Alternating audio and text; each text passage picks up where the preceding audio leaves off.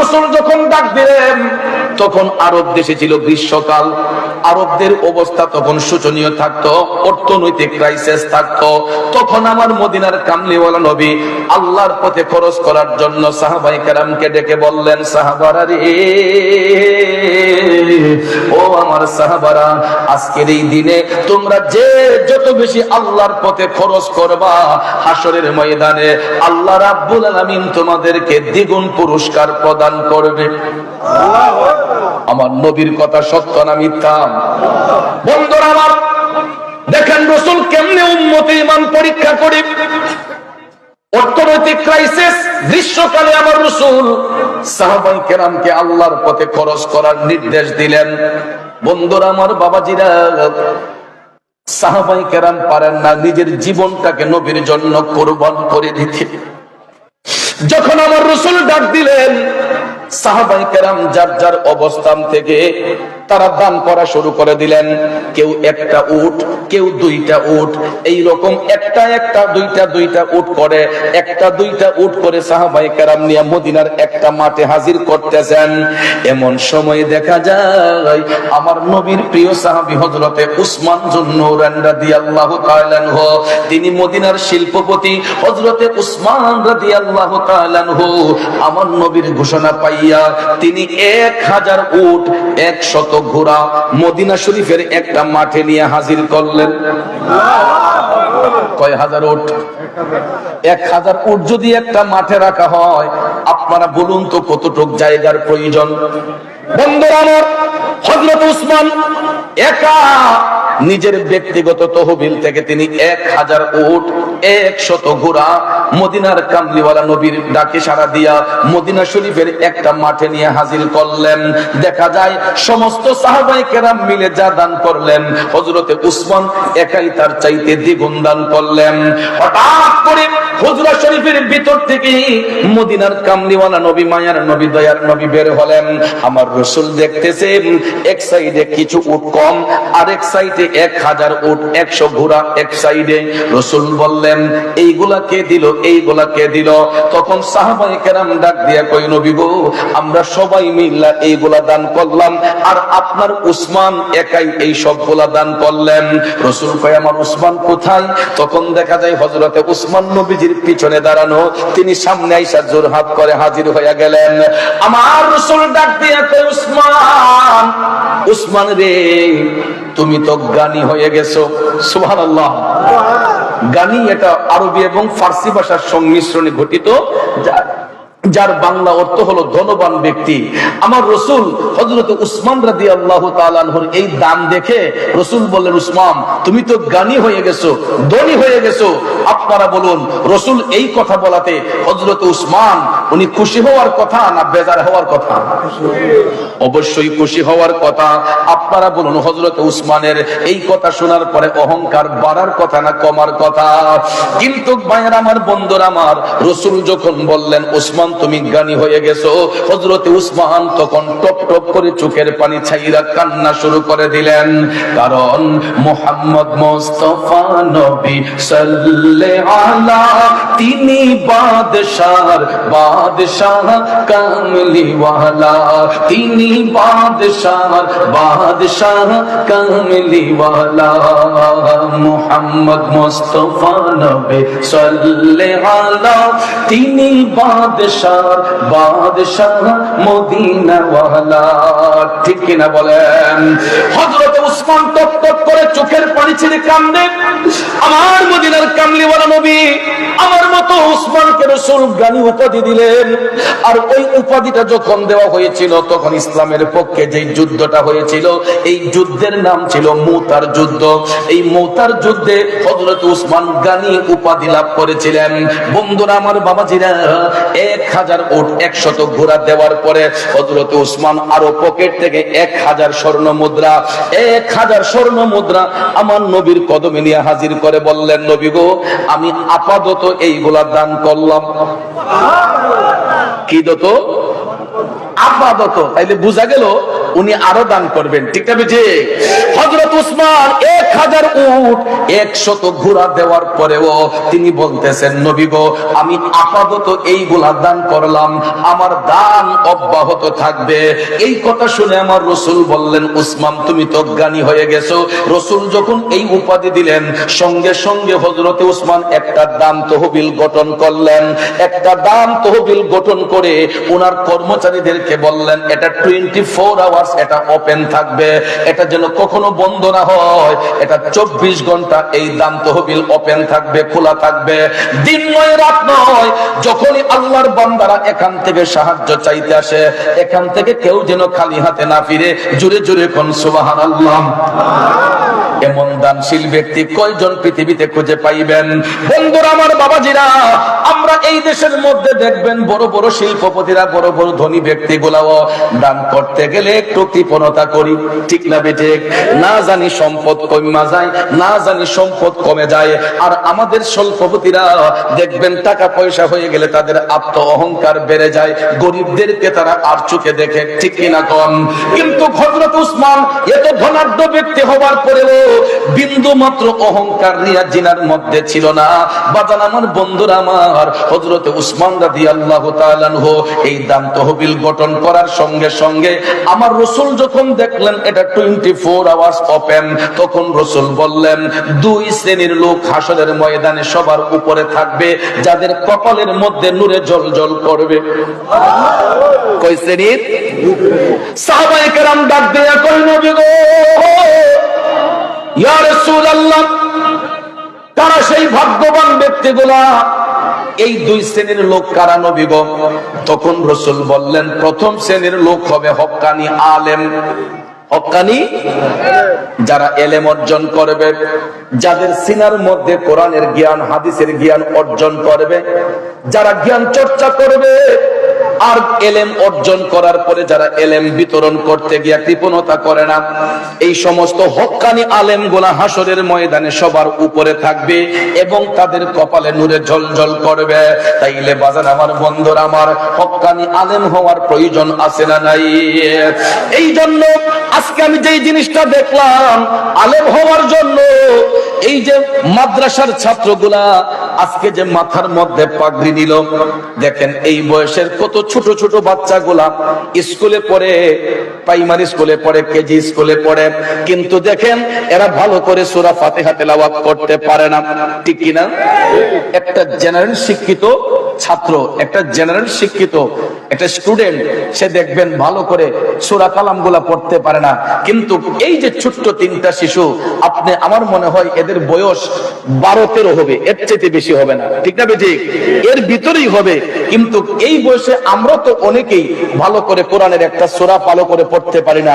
কিন্তু দেখেন, আলেম হওয়ার জন্য এই ছোট্ট বাচ্চাগুলা আজকে 30 পারা কোরআন ঠুটস্থ, কণ্ঠস্থ, মুখস্থ করে সিনার মধ্যে ধারণ করেছে। কথা কোন, ঠিক না বেঠিক?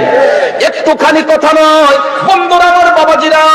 অথচ পৃথিবীর মধ্যে অনেক বড় বড় কিতাব আছে যে আজ পর্যন্ত কোন কিতাব A to Z মুখস্থ করে কেউ দেখাতে পারে নাই। ইনজিল বলেন, বাইবেল বলেন, অন্য কোন কিতাব বলেন, এইগুলা ঠুটস্থ, কণ্ঠস্থ, মুখস্থ করা সম্ভব হয় না।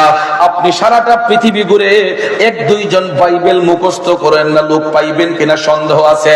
অথচ এই আখাউড়া কলেজ পাড়াটা ঘুরে দেখেন, না হলো 10-20 জন কোরআনের হাফেজ খুঁজে পাইবেন, ঠিক না বেঠে?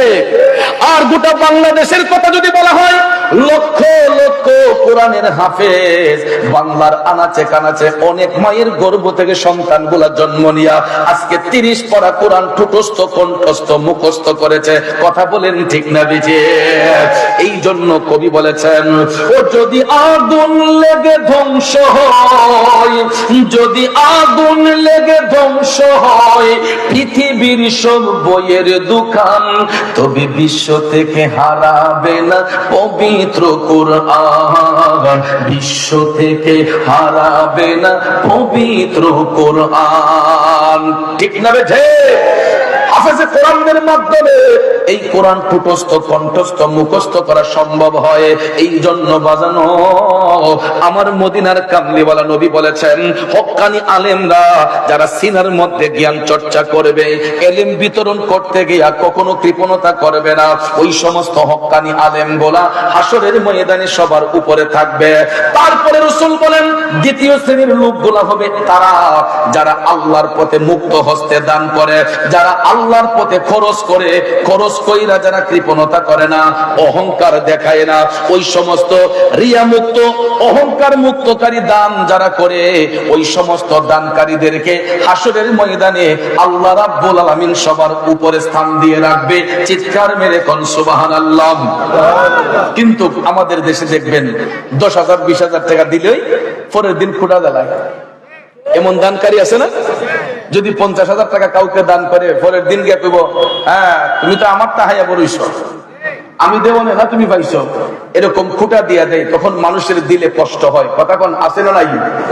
এই জন্য ভাইয়ের আমার, মন ভাঙ্গে না মসজিদে ভাঙ্গে, ভাঙ্গে আমার আল্লাহর ঘর, মন মন্দিরে আল্লাহর বাড়ি, ব্যথা দিস না তার ভিতর। মানুষের মনে কষ্ট দিতে নাই। কষ্ট দিয়া কেউ যদি আল্লাহর প্রতি খরচ করে, ওই দানকারীকে আল্লাহ তাআলা পছন্দ করে না। হাদিস শরীফে রাসূল বলেছেন, 3 শ্রেণীর লোক কখনো জান্নাতের মধ্যে প্রবেশ করবে না। এর মধ্যে এক শ্রেণীর লোক হলো যারা দান কইরা মানুষদেরকে কষ্ট দেয়, যারা দান কইরা মানুষদেরকে খোঁটা দেয়, ওই সমস্ত ব্যক্তিগুলা রাসূল বলেছেন জান্নাত পাবে দূরের কথা, জান্নাতের সুগন্ধ পর্যন্ত এরা পাবে না। তাইলে বলুন, এই সমস্ত খোঁটা দেওয়ার না পিলার আমাদের দেশে আছে না নাই? এ বন্ধুরা আমার, বাবাজিরা, গভীর মনোযোগ। হযরত উসমান রাদিয়াল্লাহু তাআলা আনহু এমনই একজন দানশীল ব্যক্তি ছিলেন। তিনি এমন ভাবে আল্লাহর পথে সম্পদ খরচ করতেন, তিনি কখনো সম্পদের মধ্যে লোভ করতেন না। তিনি যা পাইতেন তা থেকেই আল্লাহর পথে খরচ করতেন। এই জন্য রাসূল বলেছেন, ওই সমস্ত দানকারীগুলা হাসরের ময়দানে সবার উপরে থাকবে যারা 24 ঘন্টা আল্লাহর পথে খরচ করে। এই ঘোষণা দেওয়ার সঙ্গে সঙ্গে দেখা যায় একজন গরিব সাহাবী আমার নবীজির কদমে গিয়ে হাজির হইয়া বললেন, নবী গো, ইয়া রাসূলুল্লাহ, আমি একজন অসহায় গরিব মানুষ, আমাকে কিছু সাহায্য প্রদান করেন। আল্লাহু আকবার। আপনারা বলেন, আমার নবীর কাছে কোনো কমতি আছে? রাসূলের কাছে কোনো জিনিসের ঘাটতি আছে? উম্মত গিয়া নবীর কাছে অ্যাপ্লিকেশন করছে, ইয়া রাসূলুল্লাহ, আমি গরিব মানুষ, চলতে কষ্ট হয়, আমারে কিছু সাহায্য দেন।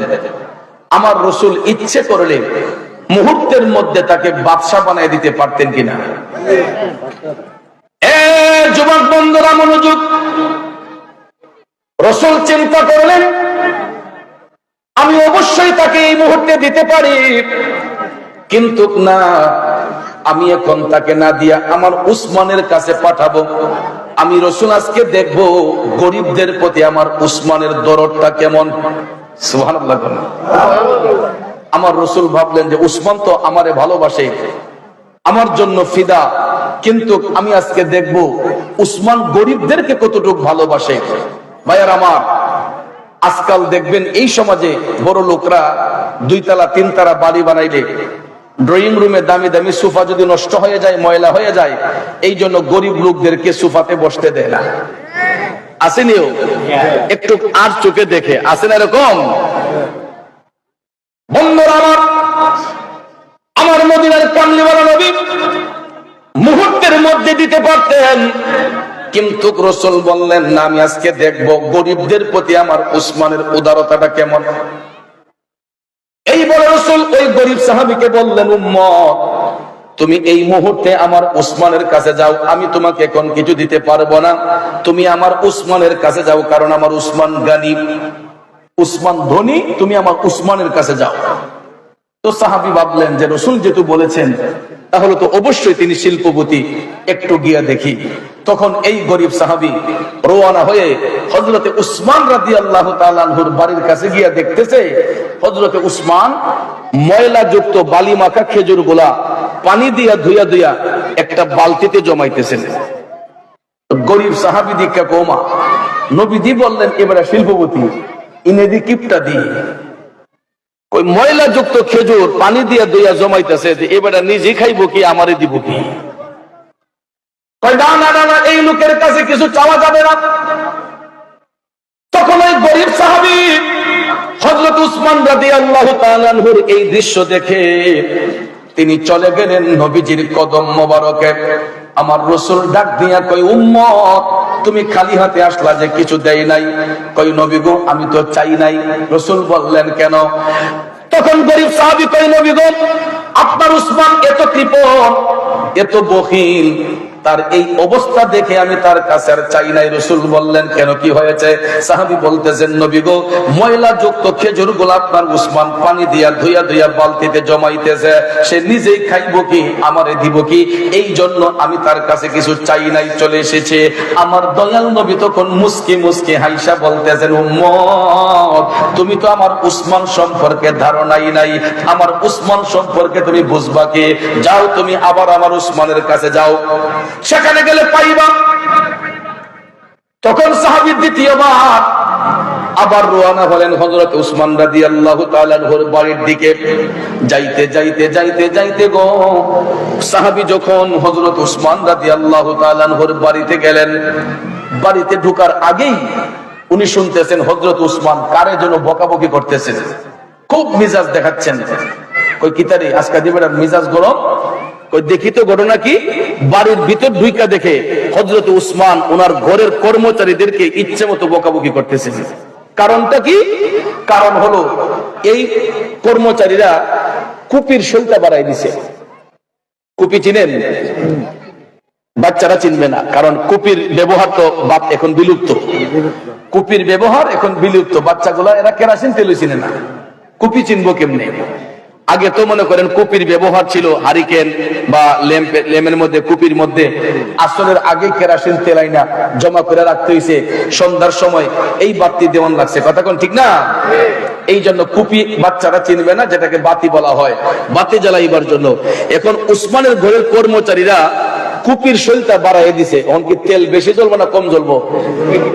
তো বেশি তেল খরচ হবে, এই জন্য বাড়াইয়া দেওয়ার কারণে তিনি ওনার কর্মচারীদেরকে ধমক দিলেন যে তোমরা বাড়াইয়া দিলা কেন? বন্ধুরা আমার, এর মানে তাই নয় যে হযরত উসমান কৃপণ, কারণ ইসলাম অপচয়কারীকে পছন্দ করে না, ঠিক না ঠিক? আপনার আমার কোটি টাকা থাকতে পারে, তাই বলে আমরা এটা অপব্যবহার করব, হইতে পারে না। প্রয়োজন ব্যতি রেখে ওভার এক্সেস খরচ করা যাবে না, কথা কোন ঠিক কিনা? প্রয়োজনের বাইরে ওভার এক্সেস খরচ করা যাবে না। আমাদের দেশে দেখবেন কিছু কিছু হারাম খোর আছে, হারাম খাই আবার এইগুলা খরচ করতে দ্বিধাবোধ করে না, হারাম রাস্তায় ব্যয় করে, আসেনি?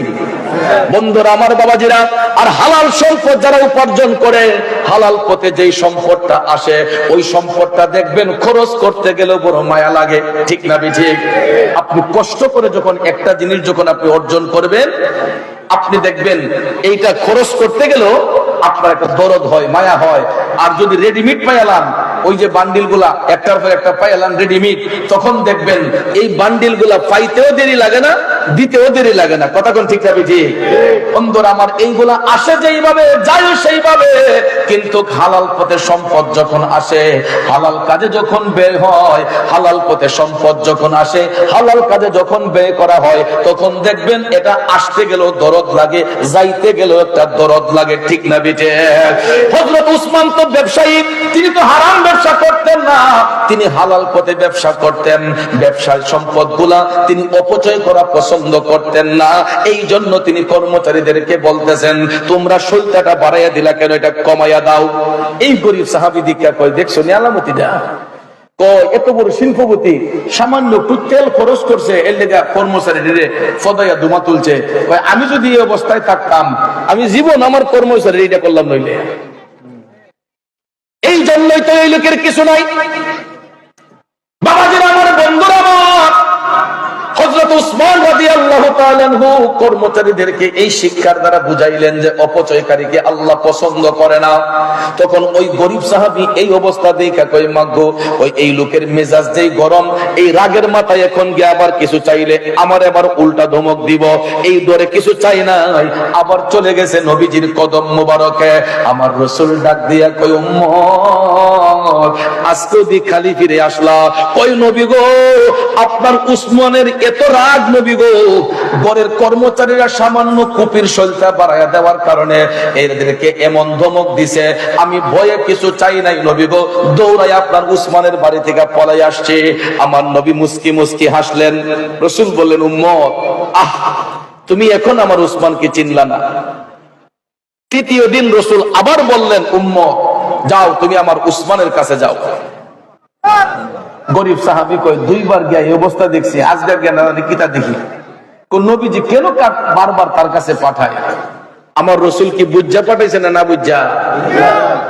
কিন্তু ওই লোকটাই বেবুঝের, তার মধ্যে কোনো বুঝ শক্তি নাই। তৃতীয় দিন লোকটা আবার গেল, আবার তৃতীয় দিন হযরত উসমান রাদিয়াল্লাহু তাআলা আনহুর বাড়ির কাছে যাই, এখন দেখতেছে হযরতে উসমান রোদের মধ্যে তুলা শুকাইতে দিছেন। রোদের মাঝে তুলা দিছেন শুকাইতে, জাল দিয়ে যে জাইপা রাখছেন, জালের ছিদ্র দিয়ে কিছু তুলা উঠতেছে। হযরত উসমান লাফাইয়া লাফাইয়া এই তুলা দিয়ে জমাইতেছেন। তখন এই গরিব সাহাবী দিকে কষাই ডালিছেন, ওই ফাতলা এক তুলা এটা উঠতেছে, এবারে ইডিও কাব্যয়া জমাইতেছে, কেমন কিপটা। হ্যাঁ, ইমন কিপটা মানুষ আছে দুনিয়ায়, সামান্য ফাতলা একটা তুলা উঠতেছে, ইডিও কাব্যয়া জমাইতেছে। তখন ভাইয়ের আমার ওই গরিব সাহাবী কই, না না, সে নিজে চলবে কি, আমারে দিব কি, তার কাছে চাওয়া যাবে না। তৃতীয় দিন আবার চলে গেছে নবীজির কদমে। আমার নবী ডাক দিয়া কয়, উম্মত আজকেও দি খালি ফিরলা। কয়, নবী গো, আপনার উসমান এত কৃপণ নবী গো, আমি জানলে আর কখনোই যাইতাম না নবী গো। পাতলা একটা তুলা রোদের মধ্যে শুকাইতে দিছে, তুলাগুলা উঠতেছে, কাব্বায়া কাব্বায়া তুলাগুলা জমাইতেছে। এই জন্য নবী গো, আমি আপনার উসমানের কাছে কিছু চাই নাই। আমার নবী তখন তাকে বললেন, আচ্ছা বলো তো, তুমি যে 3 দিন আমার উসমানের বাড়িতে গেলাম, 3 দিনের ভিতরে একবারও কি আমার উসমানের সঙ্গে তুমি সালাম বিনিময় করছো? না ইয়া রাসূলুল্লাহ, আমি তো 3 দিনের ভিতরে একদিনও হযরত উসমানের সাথে সালাম বিনিময় করি নাই। আমার নবী ডাক দিয়ে কই, উম্মত তুমি মহা অন্যায় করেছো, তুমি ভুল করেছো। তুমি আমার উসমান সম্পর্কে জানবা কি? তুমি যখন আমার উসমানের সঙ্গে সালাম বিনিময় করো নাই, তাইলে তুমি জানবা কি হে উম্মত, মুসলমানরা পরস্পর সাক্ষাৎ হলেই আগে কিন্তু সালাম বিনিময় করতে হয়, ঠিক না বিঠে? হোক সে দূরের হোক সে কাছের, হোক সে দূরের হোক সে কাছের। আমার বাড়ি হবিগঞ্জে, আপনার বাড়ি আখাউড়ায়, কিন্তু চিনা নাই জানা নাই। আপনি যখন আপনাকে সালাম দেব, আপনি যখন সালামের জবাব দেবেন, এই সালামকে কেন্দ্র করে আপনার সাথে আমার একটা সুসম্পর্ক হয়ে যেতে। আমি চিনি না জানি না আপনাকে, আমি যখন সালাম দেব আপনি মুস্কি হাইসা বলবেন ওয়া আলাইকুমুস সালাম, ঠিক কিনা কোন? তখন দেখবেন আমি হাতটা বাড়াইলে আপনি হাইসা হাইসা আয়া হ্যান্ডশেক করবেন, ভাই আপনার বাড়ি কোথায়, আপনার নাম কি, কি করেন। এই যে হাল বৃত্তান্ত অবস্থা জানা যায় একটা জিনিসকে কেন্দ্র করে, এটা হলো সালাম। কিসের মাধ্যমে? কিন্তু আমাদের দিল এত পাষাণ হইছে, আমাদের পাশ দিয়ে হাইটা গেলেও মুসলমান আমরা একবার সালাম দিতে চাই না। কথা কোন ঠিক না বেঠিক? না জানি সম্মানটা কমে যায়, না জানি আমাদের ইজ্জত নষ্ট হয়, কিন্তু সালামে তো ইজ্জত নষ্ট হয় না, সালামে আরো ইজ্জত বৃদ্ধি হয়। কথা কোন ঠিক না বেঠিক? আমার যুবক ভাইয়েরা গভীর মনোযোগ। দয়াল নবী বললেন, হে উম্মত, তুমি তো এখন আমার উসমানকে সালামি দেও নাই, তাইলে আমার উসমান সম্পর্কে তুমি জানবা কি? তখন রাসূল বললেন, যাও যাও যাও, এখন যাও তুমি আমার উসমানের সঙ্গে সালাম বিনিময় করো, বলবা আমাকে দয়াল নবী পাঠাইছেন কিছু সাহায্যের জন্য। সত্যি সত্যি সত্যি পরের দিন ওই লোকটা গরিব সাহাবী হাইটা হাইটা রওনা হইয়া হযরতে উসমান রাদিয়াল্লাহু তাআলা আনহুর বাড়ির কাছে উপস্থিত হইলেন। আল্লাহু আকবার কোন। আরে নবীর প্রেমে পাগল হলে, নবীর প্রেমে পাগল হলে আল্লাহ তাআলা খুশি, নবীর দরুদ পড়ো দিবানিশি, নবীর দরুদ পড়ো দিবানিশি। খারাপ লাগতেছে ভাইয়েরা, একটু মনোযোগ। হযরত উসমান রাদিয়াল্লাহু তাআলা আনহু হুজরা শরীফ থেকে বের হলেন। এই গরীব সাহাবী হযরত উসমান রাদিয়াল্লাহু তাআলা আনহুকে এখন সালাম দিল, হুজুর আসসালামু আলাইকুম ওয়া রাহমাতুল্লাহ। হযরত উসমান সালামের জবাব দিয়ে বললেন, ভাই আমি ইতিপূর্বে 3 দিন দেখেছি আপনি আমার বাড়িতে আসছেন, কিন্তু আমি যখন আপনাকে খুঁজতে যাই গিয়ে দেখি আপনি আমার বাড়ির সীমানাতে নেই। এবার যেহেতু আপনাকে পেয়ে গেলাম, বলুন আমি আপনার কি সেবা করতে পারি? এখন এই গরিব সাহাবী মনে মনে ভাবতেছে, কিরে লোকটা দিয়ে আসলে উদার, আমি তো আগে ভুল করেছি। তখন কয়, আমাকে রাসূলুল্লাহ পাঠাইছেন, আমি একজন গরিব মানুষ, আমাকে একটু সাহায্য দেন। সুবহানাল্লাহ কোন। হযরত উসমান যখন শুনলেন নবীজি তাকে পাঠাইছেন, তিনি টপ টপ করে চোখের পানি ছেড়ে কান্না শুরু করে দিলেন। আহারে, দয়াল নবীর কাছে তো ভান্ডারের অভাব নাই, নবী লোকটারে আমার কাছে পাঠাইলেন। আমার রাসূল আমি উসমানকে এত মহব্বত করেন, এত ভালোবাসেন, দয়াল নবী আমি অধম উসমানের কাছে লোকটারে পাঠাইলেন। নবীজি যারে পাঠাইলেন, এখন তারে আমি কেমনে খুশি করব। তিনি ভাবতেছেন, ভাবতে হঠাৎ করে চোখটা খোলার সঙ্গে সঙ্গে তিনি দেখতেছেন অনেক দূরে একটা সরু রেখার মতো দেখা যায়, কিসের যেন একটা কাফেলা সামনের দিকে এগোচ্ছে। অনেকক্ষণ দৃষ্টিপাত করে হযরত উসমান দেখলেন বিশাল বড় একটা উটের কাফেলা, অনেক বড় একটা উটের কাফেলা। তিনি দৃষ্টিগোচর করে দেখলেন যে সবগুলা উট উনার নিজেরই। এই উটগুলা হযরত উসমান পাঠাইছিলেন সিরিয়াতে ব্যবসা করার জন্য, বাণিজ্যের জন্য পাঠিয়েছিলেন। এই উটগুলা বাণিজ্য শেষ করে পিঠের মধ্যে মালামাল নিয়ে এরা আবার উসমান রাদিয়াল্লাহু তাআলা বাড়ির দিকে আসতেছে। উসমান যখন দেখতে পাইলেন যে উনারই উটগুলা, তখন তিনি ক্লিয়ারেন্সের জন্য ওই ভদ্রলোক সাহাবীকে বললেন যে ভাই দেখেন তো, ওই যে একটা কাফেলা আসতেছে, এটা কি আপনি দেখতেছেন? তখন এই গরিব সাহাবী তাকায়া কয়, হুজুর এটা তো বিশাল বড় একটা উটের কাফেলা, অনেক বড় উটের কাফেলা। হযরত উসমান বললেন, এই সবগুলা উট আমার। সাহাবী মনে মনে কয়েন, তাইনের উঠিব, যেই বেটা খেজুর টুহায় আর ইও টুকায়, তাইনের বলে উঠিছি বোকা, তুলা টুকায়। বিশ্বাস করতে পারে নাই। হযরত উসমান বললেন, ভাই একটা কাজ করেন, আপনি এখন হাইটা চলে যান ওই কাফেলার কাছে, গিয়া যেই উটটা সবচেয়ে বেশি বড়, আপনার যেটা পছন্দ হয়, প্রত্যেকটা উটের পিঠে মালামাল আছে, যেই উটটা আপনার পছন্দ হয় সেনাপতিরে বলবেন এটা যেন আপনাকে দিয়ে দেয়। আরো জোরে কন্যা সুবহানাল্লাহ।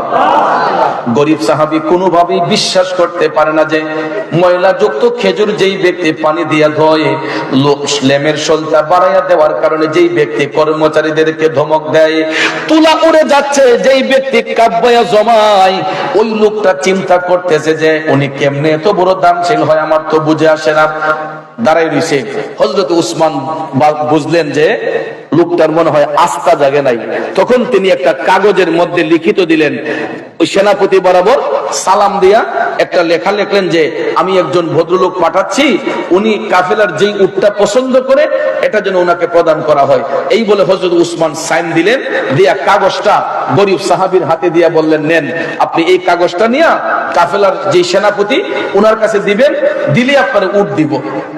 তখন কাগজটা হাতে পাইয়া কয়, যাক দেখবাগে না দেখ, কাগজ তো একটা আছে, যদি নাও দেয় নবীজির কাছে তো বিচারটা দেন যাব, ঠিক না বেটে? যদি নাও দেয় নবীর কাছে তো গিয়া বিচারটা দেন যাব। ওখানে একটা বাইল হইছে, যেহেতু দলিল জামানা তো আছে। তখন ওই কাগজ দিয়া গরিব সাহাবী সত্যি সত্যি সত্যি রওনা হয়ে গেলেন। যাইতে যাইতে যাইতে উটের কাফেলার কাছে চলে গেছে, গিয়া সেনাপতির ডাক দিলেন। সেনাপতি বের হলেন, কই কাগজটা একটু পড়েন। সেনাপতি কাগজ পইরা যখন দেখছে হযরতে উসমান রাদিয়াল্লাহু তাআলা আনহুর সাইন, ও সর্বনাশ, তাইলে তো আর দেরি করেন যায় না। ডাক দিয়া কই, হুজুর আপনি দেখেন কোনটা আপনার পছন্দ হয়। তারপরে গিয়া ওই গরিব সাহাবী বুঝতে পারলেন যে আসলে হযরত উসমানের মুখের কথা আর কাগজের লেখা এক। এখন গিয়া উনি পুরো পরিপূর্ণ বিশ্বাস হলো যে হযরত উসমান দানকারী, তখন উনি একটা একটা উট দেখতেছে, একটা একটা উট দেখতেছে যে শত শত উটের ভিড়ে কোনটা পছন্দ করো কোনটা না। এখন এমন এক উট পছন্দ করছে যেই উট একবারে সামনে, যেটা একবারে সামনে, যেটা এইটা সেনাপতিরে কয় আমার পছন্দ হয়েছে উট, কোনটা? ওই সামনেরটা সরানো। সেনাপতি করছে লজ্জায়, সামনেরটা যদি লাইন থেকে সরানো হয় তাহলে পিছনের যেগুলো আছে সবটি ইডারে অনুসরণ করে ইডার পিছ ধরে নিব। আরব দেশের নিয়ম হলো উটের কাফেলা যখন মরুভূমি দিয়ে চলে, এরা কিন্তু গরুর পালের মতো পাল বান্ধা হাঁটে না, একটার পিছে আরেকটা হাঁটে। উট কিন্তু পাল বান্ধা হাঁটে না, একটার পিছনে আরেকটা হাঁটে। এখন নিয়ম হলো যে সামনেরটার অনুসরণ করে পিছনের গুলা হাঁটে, প্রত্যেকটির পিঠে মালামাল। তো কাফেলার নেতৃত্ব দিচ্ছেন সেনাপতি, উনি বললেন যে হুজুর, এখন যদি লাইন থেকে সামনেরটা সরানো হয় তাইলে পিছনের গুলা এটার অনুসরণ করে চলে যাবে, তার চেয়ে বরং চলুন উসমানের বাড়ি তো কাছেই, সেখানে যাওয়ার পরে উনি যদি দিয়া দেয় আমার তো রাখার কোনো আপত্তি নেই। তখন এই ভদ্রলোক সাহাবী বলতেছেন, কেন দিবেন না? উসমান আমাকে বলছেন যে যেটা আমার পছন্দ এটা দেন, আমার যেটা পছন্দ উনি বলছেন সেটা দিবেন, তাহলে দিবেন না কেন? এটা তো একটা কথা। তখন সেনাপতি বলতেছে ঠিক আছে আমি দেব, তাহলে একটা কাজ করি, আমি একজন বার্তাবাহক পাঠাই উসমানের বাড়িতে, উনি যদি বার্তাবাহককে বলে দেন আপনাকে এটা দিয়ে দেওয়ার জন্য, তাহলে তো আমার রাখার আর কোনো অধিকার নাই। ঠিক না ঠিক? বাবাজিরা আমার, সত্যি সত্যি সত্যি সেনাপতি একজন বার্তাবাহক পাঠাইয়া দিলেন। ওই বার্তাবাহক চলে গেলেন হযরত উসমান রাদিয়াল্লাহু তাআলা আনহুর বাড়িতে, ডাক দিয়া বলে হুজুর, একটু আগে আপনি যেই ভদ্রলোকরে পাঠাইলেন উনি এমন এক উট পছন্দ করছে হুজুর, যেটা একদম সামনের সারিতে। হুজুর, যদি সামনের সারি থেকে এটা সরানো হয় পিছনের গুলা তো এটার অনুসরণ করে সবটি চলে যাবে এটার পিছনে। এখন কি করা যায়, কি করব? হযরত উসমান টপ টপ করে চোখের পানি ছাইরা কেঁদে কেঁদে বলতেছেন, বার্তাবাহক দেরি করতেছো কেন, তাড়াতাড়ি যাও। সেনাপতিরে যাইয়া বলো ভদ্রলোক যদি সামনের উটটা পছন্দ করে থাকে আর এটা লাইন থেকে সরাইলে বাকিগুলা যদি এটার পিছনে চলে যায়, তাইলে সেনাপতিরে যাইয়া বলো আমার আল্লাহ একটা উটের মালিকানা আর আমি উসমানের কাছে রাখে নাই। যাও যাও যাও, তাড়াতাড়ি সেনাপতিরে যাইয়া বলো সবগুলা উট যেন ওই ভদ্রলোকরে প্রদান করা হয়, একটা উটও যাতে আমার বাড়িতে আর না আসে। যাইয়া বলো আল্লাহ তাআলা সবগুলা উটের জিম্মাদারি দান করছে ওই গরিব ভদ্রলোককে। জোরে জোরে কন্যা সুবহানাল্লাহ। তুমি রাখো কি বামারো এই দয়া করো, থাকিতে যেন তোমায় না ভুলি। বন্ধু, আমরা কোরআন শরীফ দেখি ঠিক কিন্তু মানি ঠিক, কিন্তু বাস্তবতাই নাই। হযরত উসমান কোরআন শরীফ বাস্তবে পড়ছেন দেখছেন বিদায়, তিনি একজন কোরআনের হাফেজ ছিলেন বিদায় আল্লাহর কোরআনের আয়াত তিনি ফলো করেছেন। আল্লাহ তো বলেছেন আল্লাহ চাইলে ধনীরে বাদশা বানায়, বাদশারে ধনী, ফকিরে বাদশা বানায়, বাদশারে ফকির বানায়। এই জন্য হযরত উসমান চিন্তা করলেন এখন হয়তো লোকটা গরিব, কিন্তু এই সম্পদ নিলে হয়তো আল্লাহ তারে ধনী বানাইয়া দিতে পারে। ঠিক না ঠিক? এই জন্য ভাইয়ের আমার, বন্ধুরা আমার, হযরত উসমান সবগুলা উট ওই ভদ্রলোককে দান করে দিলেন। তাইলে চিন্তা করেন হযরত উসমান কেমন দানশীল ছিলেন। এটার দ্বারা প্রমাণ হলো নবীর উম্মত যারা হয়, যারা মুমিন হয়, মুত্তাকি হয়, এরা দুনিয়ার টাকা সম্পদ পয়সাকে তারা তুচ্ছ মনে করে, আল্লাহ নবীর ভালোবাসাকে তারা শ্রেষ্ঠ মনে করে, কারণ তারা দুনিয়ার জন্য পাগল ছিলেন না। আমরা কিন্তু দুনিয়ার জন্য পাগল। ঠিক না ঠিক? এই জন্য কবি বলেছেন নারী বাড়ি গাড়ি নিয়ে দুনিয়া পাগল, যশ খ্যাতির বাড়াবাড়ি চলছে অনর্গল। নারী বাড়ি যশ খ্যাতির নাই রে কামনা, নবীর জিয়ারতে যাব সোনার মদিনা, সেই বাসনা পূর্ণ হবে দেখলে মদিনা, সেই বাসনা পূর্ণ হবে দেখলে মদিনা। আমরা যাব মদিনা, দেখব সোনার মদিনা, সেই জায়গাটার নাম হলো সোনার মদিনা, সেই জায়গাটার নাম হলো সোনার মদিনা। বলুন সেই জায়গাটার নাম হলো, সেই জায়গাটার নাম হলো Medina. London, Paris, Washington, Berlin যেতে চাই না, হংকং, বেজিং, টোকিও, সিঙ্গাপুরও চাই না। মন আমার যেতে চাই, মন সহবার যেতে চাই এই দুনিয়ার একটি জায়গায়, সেই জায়গাটার নাম হলো আরো জোরে, সেই জায়গাটার নাম হলো বাইরে সিঙ্গাপুরে যায় অনেকে বেমারি হলে, ভালো সেবা আর ভালো ঔষধ মিলে, খাকে শেফা পাওয়া যায় নবীর দরবারে, ঠিক কিনা? সর্বরোগের চিকিৎসা হয় নবীর দরবারে, রোগের শেফা পেতে চলো সোনার মদিনা, রোগের শেফা পেতে চলো সোনার মদিনা। আমরা যাব মদিনা, দেখব সোনার মদিনা, সেই জায়গাটার নাম হলো সোনার মদিনা। কথা বলেন ঠিক কিনা? বন্ধুরা আমার, বাবাজিরা, গভীর মনোযোগ মনোযোগ। হযরত উসমান কেমন নবীর গোলাম ছিলেন। আমার নবীর গোলামি করার কারণে একটা উটের ঘোষণা দিয়া সবগুলা উট ওই ভদ্রলোকের দান করে দিলেন। তাইলে চিন্তা করেন তিনি কেমন দানশীল ব্যক্তি ছিলেন। অথচ আমাদের দেশে দেখবেন কিছু কিছু সরকারি অনুদান যদিও আসে, এক দুইটা কম্বল বিতরণ কইরা, এই যে শীত সিজন আইছে দেখবেন গরিব মানুষের লাইন ধরে খাড়া কইরা 1-2 লাখ কম্বল দিয়া আরো 2-3 জনের ছবি তুললা ফেসবুকে দিয়া কয় মানবতার ফেরিওয়ালা অমুক ভাই। ঠিক না ঠিক? এই যে সামনে রমজান আসতেছে দেখবেন ঈদের আগে কিছু কাপড় দিয়া, কম রেটের কাপড়, পাতলা পাতলা কাপড় যেগুলা পরলে গায়ে দেখা যায়, এখন গরিব মানুষ ওই কাপড় পরে না, এরাও আমাদের চাইতে ভালো কাপড় পরে, ঠিক কিনা কোন? এদেরকে আবার দেখেন নাম দিয়ে দিছে, বাজারে গিয়া কয় অমুক অমুক ভাই আমারে 500 পিস জাকাতের কাপড় দিয়ে। আচ্ছা ভদ্রলোক আপনি বলেন তো জাকাতের কোন কাপড় আছে? থাকতে পারে? গরিব বলে কি ওই মানুষটা এতই নিকৃষ্ট হয়ে গেল তাকে দেওয়ার জন্য একটা কাপড়ের নাম দিয়ে দিয়েছি জাকাতের কাপড়। অথচ জাকাত হলো গরিবদের প্রাপ্য অধিকার। কথা কোন ঠিক না ঠিক? আপনি নাম দিবেন কেন কাপড়ের নাম? জাকাতের সম্পদ আপনি গরিবদেরকে নীরবে নিস্তব্ধে তার বাড়িতে নিয়ে পৌঁছায় দিবেন। আমাদের দেশে আনুষ্ঠানিক কইরা দেখবেন কিছু কিছু মানুষ এই কম রেটের কাপড় গুলা আবার গিয়ে নাম দিছে জাকাতের কাপড়। এই জাকাতের কোনো কাপড় নাই। কাপড়ের কোয়ালিটি থাকতে পারে low rate, medium rate, high rate. কথা কোন ঠিক না? আমরা নাম দেব কেন জাকাতের কাপড়? জাকাতের কোনো নির্দিষ্ট কাপড় থাকে না। তারপরে দেখবেন এই লো রেটের কাপড় গুলো আইনা গরিব মানুষটির লাইন ধরে দাঁড় করাইয়া দেখবেন কয়েকটা কাপড় দিয়া উনি মানবতার ফেরিওয়ালা হয়ে গেছে। অথচ কইয়ের তেল দা কই বাঁচতেছে, কইয়ের তেল দিয়ে কই ভাসতেছে, উনি মানবতার ফেরিওয়ালা হয়ে গেছে। আছে না এরকম কিছু?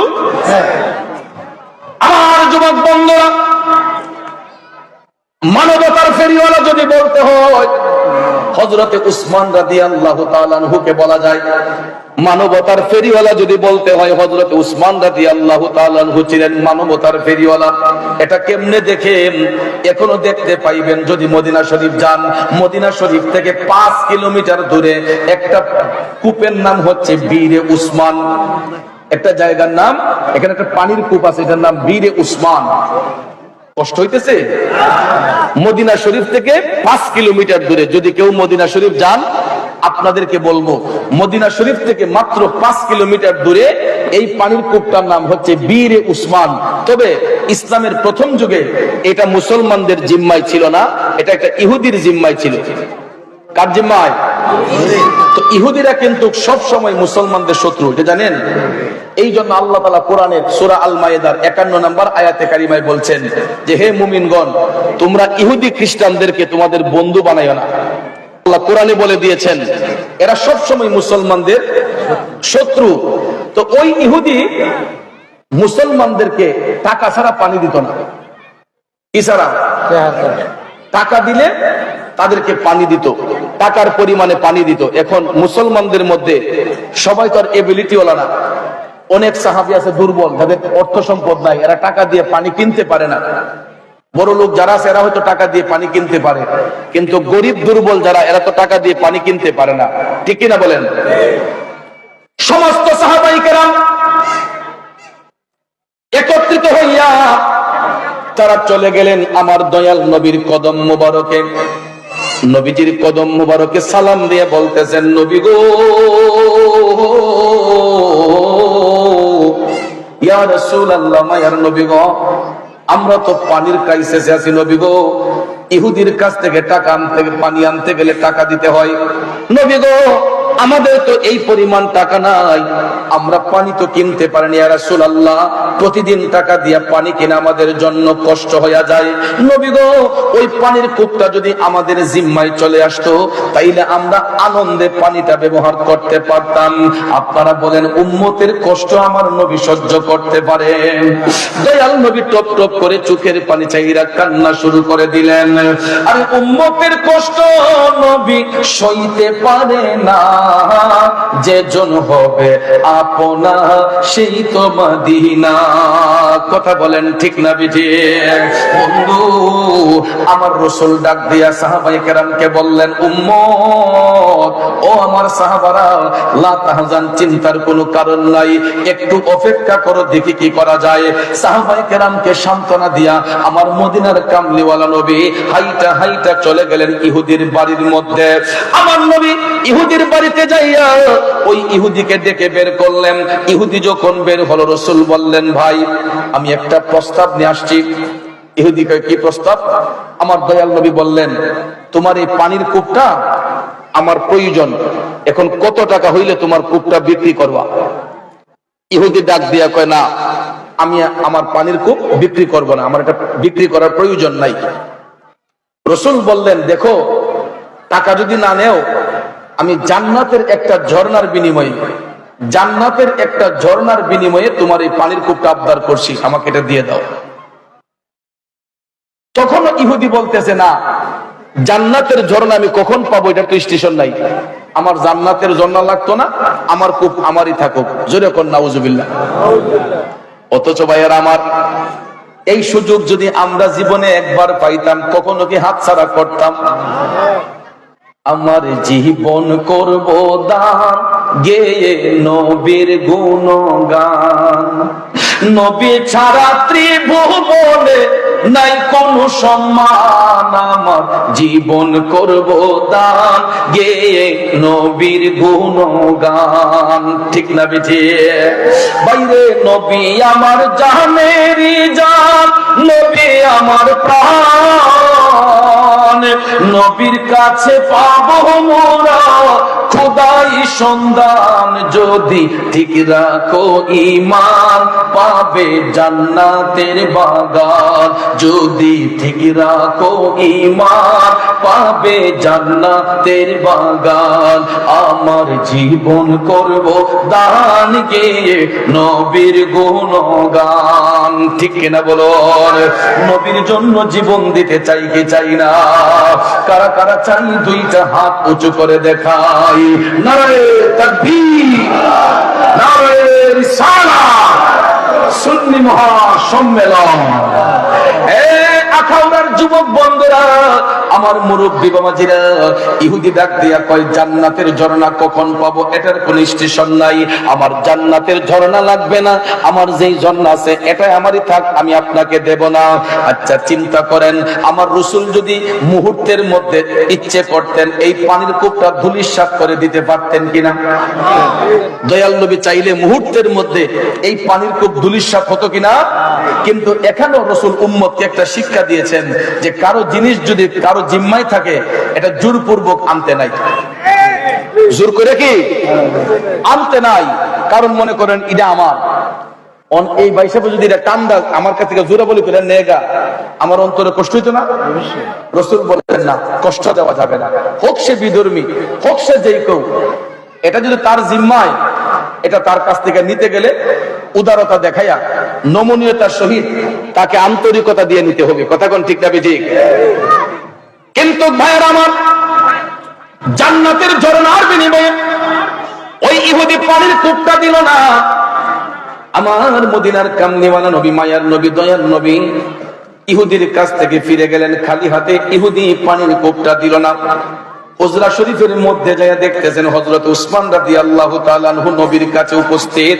হঠাৎ করে দয়াল নবীর চোখের পানি মোবারক টপ টপ করে পড়তে যায়। হযরত উসমান ডাক দিয়া কই, নবী গো, কেন আপনি কান্না করতেছেন? ইয়া রাসূলুল্লাহ, আপনাকে তো এরকম ভাবে কখনো কান্না করতে দেখি নাই। আমার নবী ডাক দিলেন, উসমান, আমি ইহুদির বাড়িতে গেছিলাম, তার পানির কূপটার আবদার করেছিলাম টাকার দিয়ে, সে টাকা দিয়ে বিক্রি করে না। আমি জান্নাতের একটা ঝর্ণার বিনিময়ে আবদার করলাম, তাও ইহুদি রাজি হলো না। এখন আমার উম্মতদের তো পানির কষ্ট হয়, এরা পানি পান করবে কেমনে? সুবহানাল্লাহ। হযরত উসমান নবীজির ডাক দিয়ে কয়, ইয়া রাসূলুল্লাহ, এটার জন্য আপনি টেনশন করতেছেন? নবী গো, আমি যদি ইহুদির কাছ থেকে পানির কূপটা যদি কিনা লইয়ে পড়ি, আমারে জান্নাতের জান্নাত দিবেন? সুবহানাল্লাহ। আমার দয়াল নবী তখন মুস্কি হাইসা বললেন, উসমান, যদি এরকম হয় তাহলে অবশ্যই তোমাকে জান্নাতের ঝর্ণা প্রদান করা হবে। হযরতে উসমান কয়, আমি চাই না বেহেশত, আমি চাই না জাহান্নাম, আমার কপালে লিখে দিও দয়াল নবীর নাম। নবী গো, আমি জান্নাতের ঝর্ণা দিয়া কি করব যদি আপনি না থাকেন? ইয়া রাসূলুল্লাহ, আমি এমনিতেই বলছি, নবী গো, আমারে ক্ষমা করেন। নবী গো, আমার জান্নাতের ঝর্ণার প্রয়োজন নাই, আপনি নবী আমার পাশে থাকলে আমার আর কিছুর দরকার নাই। নবী পাশে থাকলে আর কিছু দরকার নাই। এই বলে হযরত উসমান কয়, নবী গো, আমার পুরাটা সম্পদ বিক্রি কইরো, যদি এই পানির কূপটা কিনতে হয়, আমি ইহুদির কাছ থেকে ওই পানির কূপটা কিনা আপনার কদমে আইনা আমি হাজির করব। আরো জোরে জোরে কন্যা সুবহানাল্লাহ। কারণ মা বাবা, আত্মীয় স্বজন, স্ত্রী পুত্র কন্যা গো, সবার চাইতে নবীজি আপন, ঠিক না? এ নবীজিকে জানের চাইতে অধিক ভালো না বাসিলে, হাদিসে কয় তাহারি মান্না, আই গো মুমিন ভাই, নবী বিনে আপন কেহ নাই, ঠিক না বেটি? জগতের বন্ধুরা, আমার মুরব্বী বাবাজিরা, সম্মানিত মা বোনরা যারা শুনছেন গো, হযরতে উসমান আমার দয়াল নবীর কদম মোবারক থেকে বিদায় নিয়ে তিনি হাইটা হাইটা চলে গেলেন ইহুদির বাড়ির মধ্যে। হযরত উসমান কয়, আমার সব সম্পদ দিয়া যদি এই কূপ কিনতে হয় আমি কিনবো। কিন্তু হযরত উসমান দয়াল নবীর কাছ থেকে বিদায় নিয়ে যখন ইহুদির বাড়িতে গেলেন, চিন্তা করে দেখবেন মদিনার শিল্পপতি এই ইহুদির বাড়িতে যাইয়া ইহুদির ডাক দিলেন। ইহুদি বের হইছে। উসমান রাদিয়াল্লাহু তাআলা আনহু বললেন, ভাই, আমি তোমার পানির ঝর্ণাটা কিনতে আসছি, কত টাকার বিনিময়ে এই পানির ঝর্ণা বিক্রি করবা? তখন ইহুদি বলতেছে, উসমান, একটু আগে তোমার নেতা আসছিলেন, অর্থাৎ নবীজির কথা বলতেছে, তোমাদের নেতা আসছিলেন, উনি আমাকে জান্নাতের ঝর্ণা দিবেন এই আবদার করেছিলেন, তারপরে দেই নাই, তোমারে দিমু কেমনে? নাউজুবিল্লাহ। কোন হযরত উসমান বললেন, ভাই সমস্যা নাই, যত টাকা লাগুক না কেন আমি দিতে রাজি, তুমি বলো কত টাকা দিয়ে বিক্রি করবা? বলেন, আমি বেচতাম না, আমার বেচার কোনো প্রয়োজন নাই, এটা বেচে আমি চলি, আমার পানির জন্য আমি বেচতাম না। অথচ চিন্তা করেন, তিনি মদিনার শিল্পপতি, ইহুদির কাছে গিয়ে আবদার করলেন, দিল না। আমাদের দেশের এমন কোন শিল্পপতিকে যদি একটা গরিব মানুষের কাছে কোনো কিছুর আবদার করতে দিত না, পরের দিন তার অস্তিত্ব থাক লইলে না, সুন্দর করে একবার চিকন বান্ডিল দিয়ে কইলে সাইডে লাও, ঠিক না বেটি? কইলে সাইডে লাও, পরেরটা দেখবো আমি। কিন্তু বাইরে আমার ইসলাম মারামারি পছন্দ করে না, জবরদস্তি পছন্দ করে না, খুন খারাপি পছন্দ করে না। হযরত উসমান রাদিয়াল্লাহু তাআলা আনহু বারবার করে বলার পরে ইহুদি যখন দিতে নারাজ, সবশেষে হযরত উসমান ইহুদিকে ডাক দিয়ে বললেন, আচ্ছা ভাই, আমাকে কি তুমি খালি ফিরাইয়া দিবা? কয় আমি বেচবো না। উসমান বললেন, ঠিক আছে, বিক্রি করার দরকার নাই, অন্তত একটা দিনের জন্য তোমার পানির কূপটা আমার কাছে ভাড়া প্রদান করো। বিনিময়ে যা চাও, বিনিময়ে যা চাও, একদিনের জন্য তোমার পানির কূপটা আমার কাছে ভাড়া প্রদান করো। দেখেন মানবতার ফেরিওয়ালা কারে বলে। হযরত উসমান যখন এই প্রস্তাব দিলেন, ইহুদি কয় এই সুযোগে কিছু টাকা ইনকাম করে লাগে, কয় এমন রেট দিমু হয়তো উসমান নিব, নাইলে দৌড়াইয়া ফালাইব। মুমিনরা কি পলাইবার মানুষ? ইমানদাররা কি পলাইবার মানুষ? অথচ তিনি মদিনার শিল্পপতি। উসমান বললেন, বিনিময়ে যা চাও, অন্তত একদিনের জন্য তোমার কূপটা আমাকে ভাড়া দাও। ইহুদি ডাক দিয়া, উসমান যদি নিতে হয় তাহলে একদিনে নিলেও আমারে 1500 দিনার দেওয়ান লাগবে।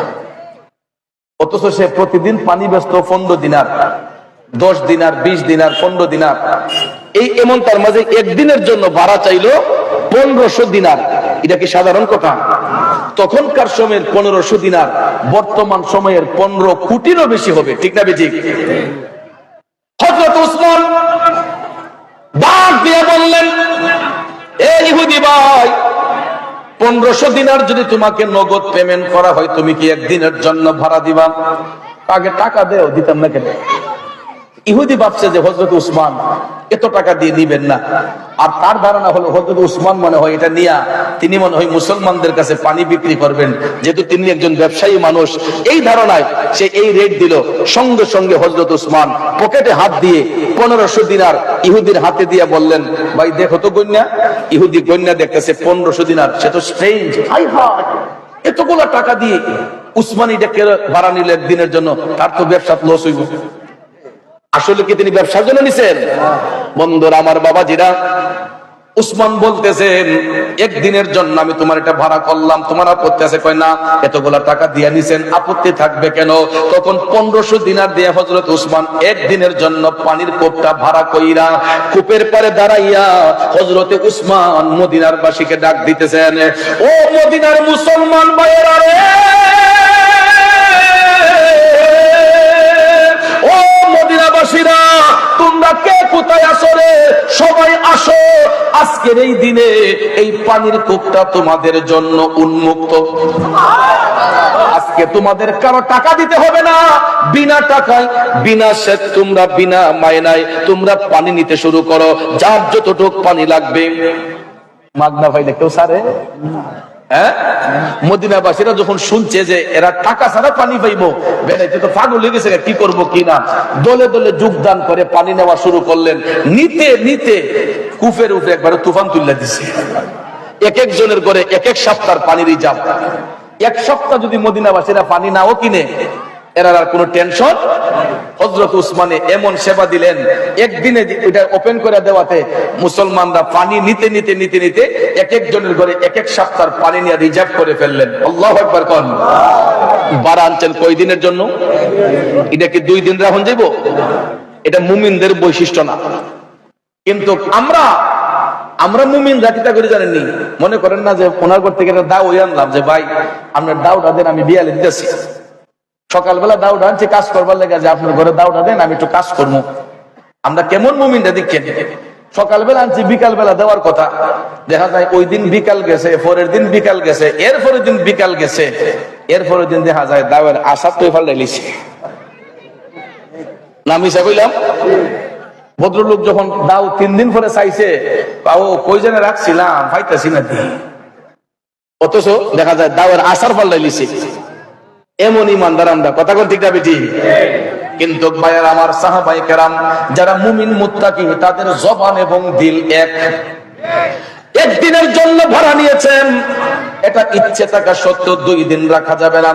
একদিন পরে হযরত উসমান আবার কূপটা ব্যাক দিলেন। তো ইহুদি তো মনে করছে যে একদিনের বেটা কয়টার পানি বেচলো, আজকে তো আমার ব্যবসা শুরু হইব। পরের দিন যখন ইহুদি পানি বিক্রি করতে বসছে, দেখা যায় সারা দিন বসার পরও 1 লাখ কাস্টমার নাই। কাস্টমার কি আইবার মাথা দূর ধরছে? এরা বেড়াইতে করে 1 সপ্তাহ পানি, একদিন চলে গেছে, 2 দিন চলে গেছে, কাস্টমার নাই, 3 দিন চলে গেছে, কাস্টমার নাই। মনে মনে ইহুদি কয়, উসমানে কিতা করলো রে, কি দুর্বল লাগাইলাম। এখন 4 দিন পরে তার ব্যবসা যখন একবারে সিরিয়াস মন্দা, যদি আরেকটা দিনের লেগে বাড়া নিত উসমানে, কি না খুশি হইতাম।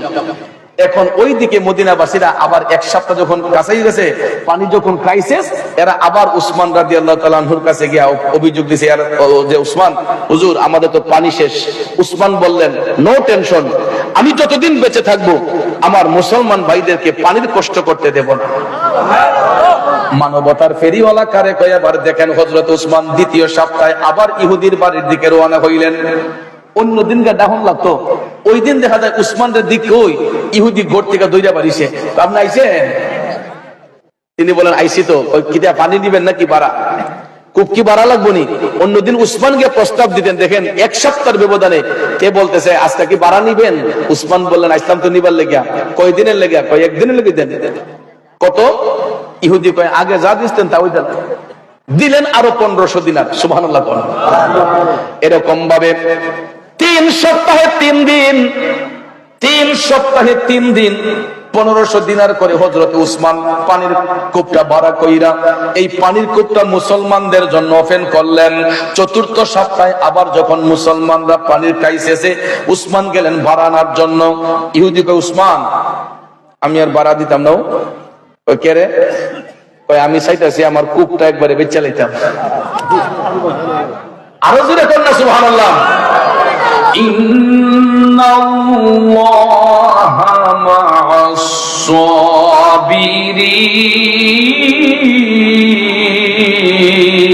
সাবিরিন।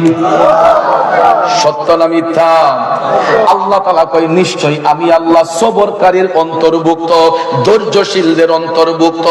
এই জন্য বাবা মারামারি কইরা, কাটাকাটি কইরা কোনো লাভ নাই, তাড়াহুড়া কইরা কোনো লাভ নাই। প্রত্যেকটা জিনিস অর্জন করতে হয় সবরের মাধ্যমে, ধৈর্যের মাধ্যমে। ঠিক না বিঠিক? ধৈর্যের সাথে কাজ করলে অসাধ্যরে সাধন করা যায়। যেই ইহুদি জান্নাতের ঝর্ণার বিনিময়ে রাসূলকে কূপটা দেয় নাই, হযরত উসমান টাকার সম্পদের লোভ দেখাইলেন, তখন বিক্রি করবে বলে না। মাত্র 3 সপ্তাহে 3 দিন ভাড়া করলেন। 4র্থ সপ্তাহে দেখা যায় তার ব্যবসা একদম গোড়া হয়ে গেছে। কয় উসমান আমি একেবারে বিক্রি করে দেব। উসমান তো চাইতেছেন পুরা সম্পদ দিয়া কিনবেন। ইহুদি বলল যে না, আমি যদি একবারে কিনতে হয়, আমি যদি একবারে বিক্রি করব কিছু টাকা বেশি দিতে হবে। উসমান বললেন কত? ভাই আমার এককালীন 15,000 দিনার দিলে আমি আপনার এটা নিদাবি করে দিয়ে দিব। তখনকার সময়ের 15,000 দিনার বর্তমান সময়ের কয়শো কোটি টাকা হবে চিন্তা করছেন? তখন হযরত উসমান বললেন খাতায় সাইন দাও আর টাকা গণো। টাকা যখন নিল তখন সেই ইহুদি লিখা দিল যে আজকের পর থেকে এই কূপের মধ্যে আমার কোনো মালিকানা নাই। 15,000 দিনারের বিনিময়ে আমি উসমানের কাছে এটা বিক্রি করে দিলাম। আর কোন টেনশন আছে? আর ইহুদির কোনো অধিকার নাই। এই জন্য এটার নাম হয়েছে বীরে উসমান। বন্ধুরা আমার, বাবাজিরা আমার, হযরত উসমান নিজের টাকা দিয়ে কিনা তিনি হাইটা হাইটা দয়াল নবীর কাছে গেলেন। দয়াল নবী আপনার দরবারে আমি গোলাম হাজির হইয়াছি। দয়াল নবী আপনার দরবারে আমি গোলাম হাজির হইয়াছি। হযরত উসমান সালাম দিয়া কয় নবী গো, ইয়া রাসূলুল্লাহ এই নেন দলিল। আমার রাসূল কয় কি? কয় নবী গো আমি 15,000 দিনারের বিনিময়ে ইহুদির কাছ থেকে পানির কূপটা ক্রয় করেছি। ইয়া রাসূলুল্লাহ এই তার ডকুমেন্ট, এই তার প্রমাণ। আমার দয়াল নবী মুস্কি মুস্কি হাইসা বলতেছেন উসমান অবশ্যই আল্লাহ তোমার জান্নাতের নহর প্রদান করবে। উসমান বলতেছে নবী গো আমার জান্নাতের নহর দরকার নাই, আপনি নবীর দয়ার নজর যদি আমার উপর থাকে আমি নহর দিয়া কি করব, ঝর্ণা দিয়া কি করব। ইয়া রাসূলুল্লাহ আমি এখন আরেকটা কাজ করতে চাই নবী গো, যদি আমি আমার টাকা দিয়া কিনছি আমি চাই না নবী গো এটার মধ্যে আমার কোনো মালিকানা থাকুক। ইয়া রাসূলুল্লাহ আমার মুসলমান ভাইরা কোনোদিন কষ্ট পাইতে পারে, এই জন্য আমি চাই না এই কূপের মালিকানাটা আমার জিম্মায় থাকুক, আমি আমার সমস্ত মুসলমান ভাইদের নামে এই পানির কূপটা ওয়াকফ করে দিয়ে দিলাম।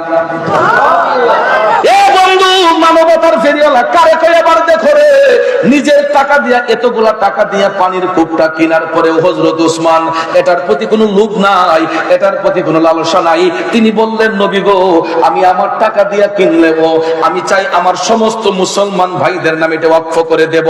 এই জন্য তিনি দাবি করে সমস্ত মুসলমানদের নামে এই পানির কূপটা তিনি ওয়াকফ করে দিলেন। বলুন, এই রকম উদার মনের লোক কয়জন পৃথিবীতে দেখাতে পারবেন? বন্ধুরা আমার, হযরত উসমান রাদিয়াল্লাহু তাআলা আনহু এই রকম বড় মনের অধিকারী ছিলেন। আর আমরা কি করি? যাও দান করতে যাই, যত সিরা ফারা টাকা লিয়েছে না, দেখবেন শুক্রবারে গিয়ে যখন মসজিদে বই, তখন ফারা টাকা দিত দোকানদারও নেয় না, ব্যাংকেও নেয় না। ওখানে দিয়ে চলবো কেমনে? যাক, টেনশন নাই, আই ফোর্সে ফারাটা এখন চালান তো লাগবো, ওই জায়গা আছে। এরপর শুক্রবার যখন দান বাক্সটি যায়, ভাই সাহেব দানকারী আগে গিয়ে বইতে হে, এরপরে দেখবেন সাইডে মন যায় ওই সিরাটা হেলা টুস কইরা বিসমিল্লাহির রহমানির রহিম। ঠিক না ঠিক? নামাজের পরে কেশিয়ার সাহেব যখন বাস্ক খুলে টেহালি গন্ত, ও মাগো, ইকাম কোন আল্লাহর বান্দা করছে, ওহন দেখা যায় এমন সিরা টেহা অর্ধেকটিরও বেশি সিরা। ঠিক না ঠিক? এরপরে ইডি না লাগে কোনো কাজও, পরে বাধ্য হইয়া মসজিদ কমিটি করে, কি করবো, ফেহের তুলে আন দিলাম, ওরে প্যাকেট তুলে গাইরা রাখে, নাহলে পানিতে বাসায় দিয়ে দেয়। তখন ঠিক না ঠিক? এই জন্য ভাইয়েরা আমার, আল্লাহর পথে দান করতে গিয়ে যারা কৃপণতা করে, এরা সিরা ফারা নিয়ত যারা দান করবো, এরার ভবিষ্যৎটা সিরা ফারা হইব। ঠিক না বেটে? তাইলে দান করতে হবে উদার মনে। বন্ধুরে, আল্লাহর পথে খরচ করলে বিপদ দূর হয়। কি দূর হয়? আল্লাহর পথে খরচ করলে বিপদ দূর হয়, বিপদ মুক্ত হয়। এই জন্য দান করতে গিয়ে কখনো কৃপণতা করবেন না। আপনার গনে আমার ঘরে যদি ভিখারি আসে, ভিখারিকে পর্যন্ত খালি দিবেন না। বেশি না পারেন 5 টাকা হইলো দিয়ে দিবেন, এক মুষ্টির চাইল হইলো দিয়ে দিবেন, ভিক্ষুককে খালি ফিরিয়ে দিবেন না। আমার রাসূল বলেছেন, যারা ভিক্ষুককে ভিক্ষা দিবে এদেরও বিপদ দূর হয়ে যায়। আল্লাহু আকবার করুন। তাহলে বাবাজির আমার, আজকের এই মাহফিল যারা করলো, ফুলাফান্ডি কি ভালো কাজ করছে না খারাপ কাজ করছে? এই যে 3টা বাচ্চা মাথার মধ্যে পাগড়ি নিল, আপনারা একটা জিনিস চিন্তা করছেন নি, বাচ্চাটির বয়স কত? এই বয়সের বাচ্চার সিনার মধ্যে কোরআন শরীফ 30 পারা কোরআন ধারণ করছে, এটা কি একটুখানি কথা? তাহলে আমরা তো চাই আমাদের বাচ্চাগুলা মানুষের মতো মানুষ হোক। কথা কোন ঠিক না বেঠিক? এটা চান না আপনারা? তাহলে এই মাদ্রাসা দিন দিন আরো সামনে অগ্রসর হোক, এটা চান না আপনারা? কারা কারা চান? হাত তোলেন তো। নারে তাকবীর, নারে রিসালাত, আহলে সুন্নাত ওয়াল জামাত। হাত নামান। বাবাজি, আরেকটা কথা হলো, মসজিদ কার ঘর? মাদ্রাসা কার ঘর? নবীর ঘর। মসজিদ হলো আল্লাহর ঘর, মাদ্রাসা হলো নবীর ঘর। মসজিদ আল্লাহর ঘর, মাদ্রাসা নবীর ঘর। দেখেন, নবীর ঘরে পড়াশোনা না করলে আল্লাহর ঘরের হেফাজত করা যায় না। মাদ্রাসায় যদি না পড়ি, আমি ইমামতি করবো কেমনে? নামাজ কালাম করবো কেমনে? আল্লাহরে সিজদা করবো কেমনে? তাইলে তো আগে মসজিদও দরকার, মাদ্রাসাও দরকার। ঠিক না ঠিক? তাহলে আমি যখন আইসা বসছি মাদ্রাসার রুমে, একজন ভদ্রলোক আমার গিয়া খুব আপসেট হইয়া বলতেছে, হুজুর, আমরা তো কটা মানুষ আছি পাড়ার মধ্যে, কয় তারাগণ সহ আশেপাশের এলাকার মানুষ তো স্থানীয়, আর এটা তো শহরতলি কলেজ পাড়া, ওইখানে বিভিন্ন এলাকা থেকে লোকজন আইসা জায়গা কিনে বসত বিটা করছে। কারণ শহর তো শহরই, শহরের মধ্যে কিন্তু এক গ্রামের লোক থাকে না, বিভিন্ন এলাকার লোকজন আইসা এখানে বসতি করে। এই জন্য ভাইয়ার আমার বলতেছেন যে, হুজুর, আমরা মসজিদে তো টিনের মসজিদ নাম দিছে। এলাকার মানুষ নাকি কয় যে, হুজুর, এটা টিনের মসজিদ কইলে সকলেই চিনে, ওই এইটার থেকে আমরা কেমনে বাঁচতাম, আজকে একটু চেষ্টা করবেন হুজুর। আমরা কি সারা জীবন কি টিনের থাকতাম, না আল্লাহর ঘরটার মাঝে কিছু ইট মিট লাগতো? এই জন্য ভাইয়ের আমার, আল্লাহর ঘর আল্লাহ হেফাজত করবে। ঠিক না ঠিক? বান্দারাও আমরা হচ্ছে উসিলা মাত্র। মুরব্বীর একটা কথা বলে যে, যার বংশে করছে দান সেই জানে দানের বিধান। যারা বংশ পরিবার দান করে অভ্যাস, দানের উৎসাহ এদের মধ্যে আছে। আজকে আপনার নিজে থাকার জন্য বড় বড় দালান কোঠা বানাইছি, 4 তলা 5 তলা বানাইছি, 2 তলা বানাইছি, কিন্তু আমরা মসজিদটা যদি টিনের মসজিদ রাখি, তাহলে এই যে 4 তলা 5 তলা বাড়ি একজনে বানাইছেন, এটা বানানোর কোনো অর্থ নাই। এই জন্য আব্বাজি, আমি আপনাদেরকে বলবো, আমি কিন্তু আজকে আলোচনা করছি দানের ফজিলত নিয়ে। ঠিক না ঠিক? আজকে আমার আলোচনার মূল বিষয়টাই ছিল দানের ফজিলত। আল্লাহর পথে দান করলে আল্লাহ তাআলা বান্দারে পুরস্কৃত করে, তার গুনাহ মাফ করে। তো এই জন্য বান্দার গুনাহ যেহেতু মাফ হয় আল্লাহর পথে খরচ করলে, তাহলে আমরা খরচ করতে কোনো অসুবিধা আছে? যেমন দেখেন এই সুলাইমান নবীর জামানায়, এই কথাটা বলে শেষ করি, বাদশাহ সুলাইমান নবীর আল্লাহ এমন মুজিজা দিয়েছিলেন, উনি কিন্তু শুধু মানুষের ভাষাই বুঝতেন না, উনি পশু পাখির ভাষাও বুঝতেন, পাখির ভাষাও বুঝতেন তিনি। তো সুলাইমান নবীর জামানায় উনার এলাকায় এক বাড়িওয়ালার গাছে একটা পাখি আইসা বাসা বাঁধছে। তো পাখি বাসা বাঁধে যখন ডিম দিছে, বাচ্চা দিব, তখন দেখা যায় বাড়িওয়ালা গাছের মালিকানা দাবি কইরা প্রতিদিন তার বাসার থেকে ডিম দিয়ে খাইয়া লায়। পাখির মনে কষ্ট না, যে ডিম দিয়ে বাচ্চা দিব, দেখা যায় বাড়িওয়ালা ডিম খাইলায়। পরে পাখি উইরা গেছে সুলাইমান নবীর কাছে, গিয়া কয়, বাদশাহ সুলাইমান, আমি খুব ব্যথা নিয়ে আপনার কাছে আসছি। তিনি বললেন, কেন পাখি, কি হয়েছে? কয়, আপনার এলাকায় এই ভদ্রলোক যার বাড়ির গাছে আমি বাসা বান্ধা ডিম দিছি বাচ্চা দিতে, এই বাড়িওয়ালা গাছের মালিকানা দাবি কইরা প্রতিদিন আমার বাসার ডিম খাইলায়, তখন তো আমি বাচ্চা দিতে পারি না। সুলাইমান নবী বললেন, পাখি, টেনশনের কারণ নাই, আমি বাড়িওয়ালারা ডাকিয়ে এনে আজকে কইয়া দেব, আর যাতে কোনোদিন তোমার বাসার থেকে ডিম নিয়ে না খায়। পাখি খুশি হইয়া চলে গেছে। দেখা যায় ওই বাড়িওয়ালাকে সুলাইমান নবী ডাকিয়ে এনে বললেন যে, তোমার খবরদার করে দিলাম, আর কোনোদিন পাখির বাসা থেকে ডিম আইনা খাইও না। আচ্ছা হুজুর, খাইতাম না। পরে বাড়িওয়ালা চলে গেছে। পাখি তো ভাবছে যে সুলাইমান নবী বিচার করছে, আর তো খাইতো না। পাখি যখন আবার ডিম দিছে বাচ্চা দেওয়ার জন্য, দেখা যায় ওই বাড়িওয়ালা ঘর থেকে বাইরে তার নজর গেছে গাছের আঘাত। আমি দেখলাম না কইরা গেছে, কিন্তু তার লোভ সামালতে পারে না, গিয়া ওই কি করছে, গাছ উঠটা ডিম খাইয়া যাক আজকে খাইলে আর খাইতাম না, বাসার থেকে ডিম আইনা আবার খাইয়ে লিছে। এখন তো পাখি আইসা দেখে ডিম নাই, তার কষ্ট বাড়ছে না কমছে? পাখি আবার উইরা গেছে সুলাইমান নবীর কাছে, গিয়া কয়, বাদশাহ সুলাইমান, আপনি কি বিচার করলেন? তাই তো আজকে সাইজ করে লেছে খাইয়া ডিম। কয়, আপনার কথা তো মানছে না। সুলাইমান নবী কও কি? কয়, জি, আজকে আপনার কথা মানছে না। কয়, তাহলে একটু অপেক্ষা করো। সুলাইমান নবী ফাকিরে অপেক্ষা করে একটা জিন রে ডাক দিলেন। এ জিন! ডাক দেওয়ার লগে লগে জিন আই হাজির হয়ে গেছে। হুজুর ডাকছেন কেন? এগুলা কাম করন লাগবো। কয়, কি কাম? ওই দেখো ফাঁকিয়া বাইশা আমাদের ডিম দে বাচ্চা ফুটাই তো, বাড়িওয়ালা গাছের মালিকানা দাবি করে ডিম দিয়ে খাইয়া নেয়। জিনে কয়, হুজুর কিতা করতাম কইবেন না। তখন সুলাইমান নবী জিন রে কইলো যে, ওই বাড়িওয়ালা যদি আবার গাছ উঠে ডিম আনতো, তুমি এর আসারটা দিয়ে এর কোমরটা ভেঙে দিবা। কি করে দিবা? এর কোমর ভেঙে দিবা, আর যাতে গাছ ভাইয়া উঠিয়া পাখির বাসা থেকে ডিম আনতে না পারে। তো জিনে তুই তা চায় আর পায়, ঠিক না? ও কৌজুর ঠিক আছে, আমি দেখাম। পাখি খুশি না বেজার? ফাঁক মনে মনে কয় বাতে যে হাই ও ডিম দিছে এখন জায়গা মতো। এখন পাখি গেছে আবার বাসায়, জিন গিয়া গাছের আগায়। তো পাখি তো ডিম দিছে, বাচ্চা ফুটাইবে, বাড়িওয়ালা ঘর থেকে বাইরে গাছও উঠবো। এই মুহূর্তে দেখা যায় তার দরজার সামনে একজন ভিক্ষুক এসে হাজির, ভিক্ষার জন্য হাত দিছে। ওই বাড়িওয়ালা টান দিয়া ভিক্ষুককে ঘরে নিয়ে ঢুকাইয়া পেট বইরা খাওয়াইয়া তারে কিছু হাদিয়া দিছে। ভিক্ষুক খুশি না বেজার? ভিক্ষুক যখন পেট বইরা খাইয়া হাদিয়া পাইছে, খুশি হইয়া বাড়িওয়ালা বাড়ি থেকে বেরিয়েছে। সে গাছের গোড়া গিয়া টপ টপ টপ টপ করে বাইয়া গাছ উইটা ডিম আইনা খাইয়া আবার সাইজ করে নিছে। এখন পাখি উইরা আসছে, আয়া দেখে ডিম নাই। ও মা গো, এদি জিনের থেকে বড়। হ্যাঁ, জিনও এর সামাল টানলো না, আবার উইরা গেছে সুলাইমান নবীর কাছে, গিয়া কয়, হুজুর জিনেরও মানছে না, খাইলিছি ডিম। কয়েকবারে কোষ কি? জি। সুলাইমান নবী ডাক দিলেন আবার জিন রে, এ জিন! জিন সঙ্গে সঙ্গে হাজির হইল। কি ব্যাপার, তোমারে কইলাম কি করলা কি? জিন ডাক দিয়ে কই, হুজুর, ও বাদশা সুলাইমান, আমি আপনার প্রত্যেকটা আদেশ অক্ষরে অক্ষরে পালন করতে প্রস্তুত ছিলাম। আমি গাছের আগায় ঠিকই উঠছিলাম তাকে ধাক্কা দেওয়ার জন্য, কিন্তু দেখলাম যখন সে গাছের গোড়ায় আসছে, ওই মুহূর্তে আমি দেখছি তার ঘরের সামনে ভিক্ষুক আসছে ভিক্ষার জন্য। ওই বাড়িওয়ালা ভিক্ষুকরে ঘরে নিয়ে ভিক্ষা দিছে, পেট ভরে খাওয়াইয়া তারে হাদিয়া দিছে। ভিক্ষুক খুশি হইয়া তার বাড়ি থেকে বের হওয়ার ফলে বাড়িওয়ালা যখন গাছ ভাইয়া উপরে উঠতেছে, আমি তারে ধাক্কা দিব। এমন সময় আমি দেখলাম পূর্ব এবং পশ্চিম প্রান্ত থেকে দুইজন ফেরেশতা আইসা আমি জিনরে এমন ধাক্কা দিছে আমারে পৃথিবীর এক প্রান্ত থেকে নিয়ে আরেক প্রান্ত ফালাইছে। হুজুর ও বাদশা সুলাইমান, আমি সেখান থেকে উইটা আসতে আসতে বাড়িওয়ালা গাছ থেকে গিয়া ডিম নিয়ে আইসা পড়ছে। সুলাইমান নবী কয়, আহারে ভুল তো আমি না করছি, সে তো দানকারী, ওই বাড়িওয়ালা তো দানকারী। তখন সুলাইমান নবী জিনরে বললেন, জিন তোমার আমি যে আদেশ দিয়েছিলাম এটা উড্র করলাম, তুমি আর কোনোদিন এরকম কাজ করো না, তারা ধাক্কা দিও না। তখন জিনরে বিদায় দিয়া সুলাইমান নবী বাড়িওয়ালারে ডাক দিছেন।